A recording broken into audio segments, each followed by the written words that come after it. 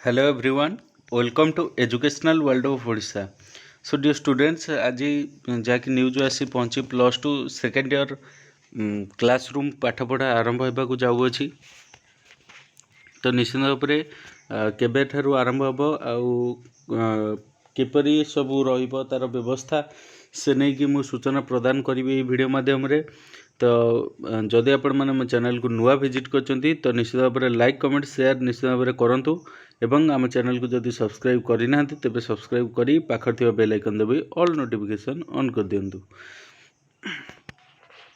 तो देखंतु कौन रही संपूर्ण तथ्य ना राज्यर समस्त विश्वविद्यालय और डिग्री कॉलेज रे युक्त 3 द्वितीय वर्ष छात्र छात्री क्लासरूम पाठपढ़ा आसंता 20 तारिख रु आरंभ होगा जाऊँगी। माने आसंता काली ठारू आज हॉस्टेल आपण मानकर खोलीजिवो। 2020-21 वर्ष रे नाम लेखाई छात्र छात्री क्लास करने को आसबे से छात्र छात्री आसंता काली ठारू हॉस्टेल खोलिया आरंभ हो।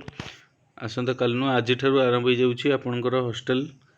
ए संपर्क में राज्य उच्च शिक्षा प्रमुख सचिव शाश्वत मिश्र समस्त विश्वविद्यालय और डिग्री कॉलेज अध्यक्ष को चिठी लिखिं।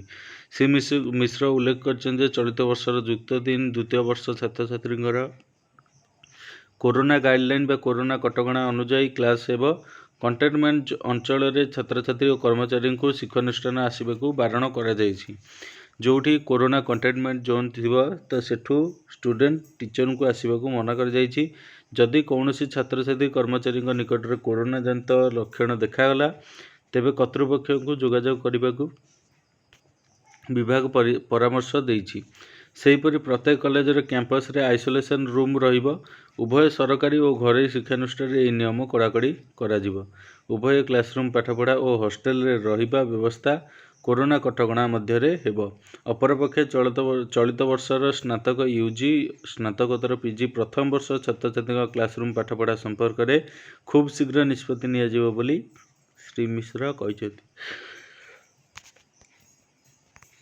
तो यह थिला संपूर्ण तथ्य जहाँकि आपणकर कोरोना गाइडलाइन को संपूर्ण गुरुत्व दि जाउछि। तो पिलामानकर हेल्थ को निश्चित भाव में देखा पड़ो। तो से कोरोना गाइडलाइन को लेकिन आपणकर क्लासरूम पाठपढ़ा आरंभ होगा जाऊँगी। सो डियर स्टूडेंट्स वीडियो भल लगी वीडियो को लाइक कमेंट शेयर करेंगे और आम चैनल को सब्सक्राइब करदे। तो थैंक यू सो मच।